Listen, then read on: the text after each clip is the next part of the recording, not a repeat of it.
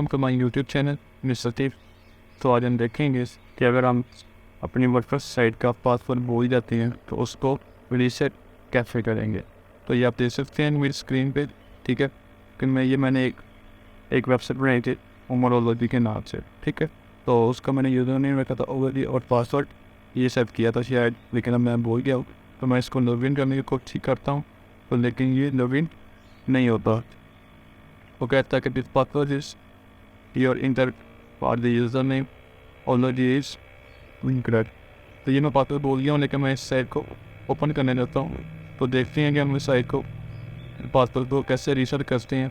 तो वीडियो को स्टार्ट से लेके एंड तक देखने, कहीं से स्किप नहीं करना। तो वीडियो को एंड तक देखने के बाद आप अपनी साइट का पासवर्ड रीसेट कर सकेंगे। तो बिना टाइम को ज़ाया किए चलते हैं अपनी वीडियो की तरफ।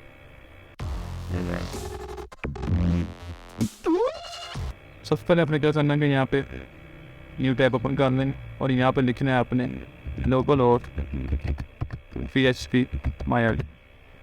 जैसे आप ये लिखेंगे आज बस PhpMyAdmin ओपन हो जाएगा।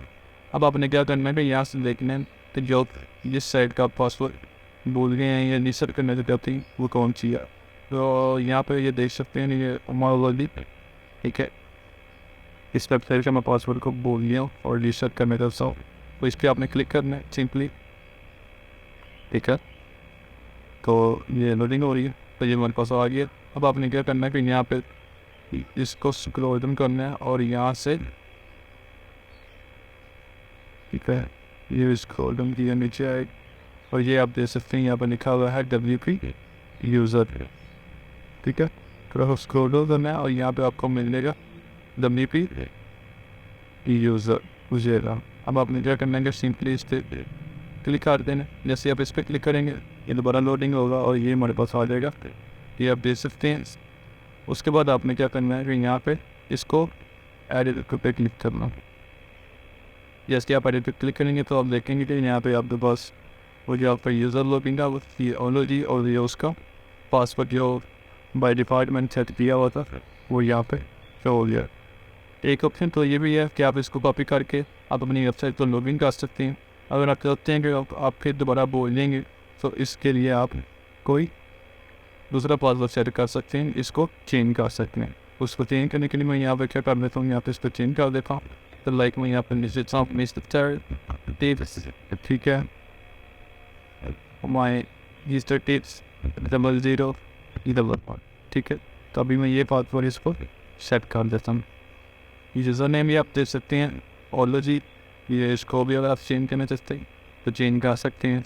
और पासवर्ड मैंने चेंज कर दिया और अब हमें कुछ भी नहीं करना है, सिंपली यहाँ पे नीचे आना है, ठीक है। और यहाँ पे अब आपने क्या कर देना है, यहाँ से आपने इसको MD5 करना है, ठीक है। और स्क्रॉल डाउन करके यहाँ से नीचे आना है और इसको गो पे क्लिक कर देना है आपने। यदि आप गो पे क्लिक करेंगे तो ये आप देखेंगे कि वो कह रहा है कि सब कुछ सेट हो गया, ठीक है।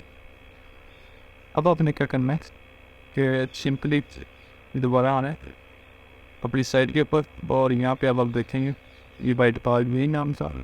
और अब इसको यहाँ पे करते हैं, हमने लिखा था मिस्टर टिक 00 और 11, ठीक है।